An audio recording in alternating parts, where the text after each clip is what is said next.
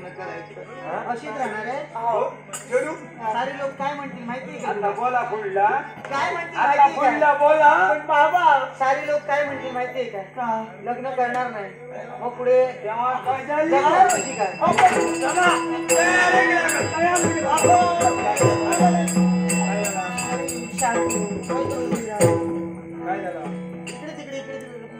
मी ठरवलं बापूस मी आलं की तुझा मी करतो कोणाबरोबर करू आता मी ठरवलं.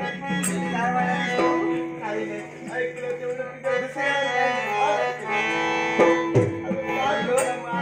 दोन झिलके बंद करतो दोन बायमान साहेब काय बाबांनी ठरवले हो दादा. काय झाला कोणाबरोबर विवाह ठरवला? कोणाबरोबर काही सांगितलं नाही. बाबा कोणा म्हणालं की ठरवलंय मी आमच्यात पोरो सबन सारखो खालसून वरते पर्यंत पोरो चकचकी लकलकी काहीतरी असो राज्याचो राजा. कुठच्या राज्याचा राजा? बघो ह्या राज्याचो राजा दुर्जय दुर्जय. काय सांगतलं पैसो मला हे लग्न आता मुळीच करायचं नाही. काय झालं? अगं त्याने माझ्या पल्लावर हात घातला. काय माझ्यावर ओढाताणीचा प्रसंग निर्माण आणि काय म्हणाली? माझ्यावर ओढाताणीचा प्रसंग आला.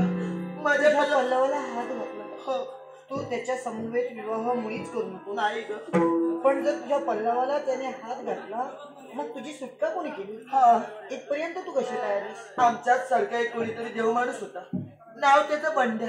त्याने माझी सुटका केली आणि आई म्हणजे मगाशी सांगत होते ते त्याच्यावर तुझं प्रेम जळलं. त्याच्यावर प्रेम जळलं. बरोबर त्याला सारी वार्ता सारी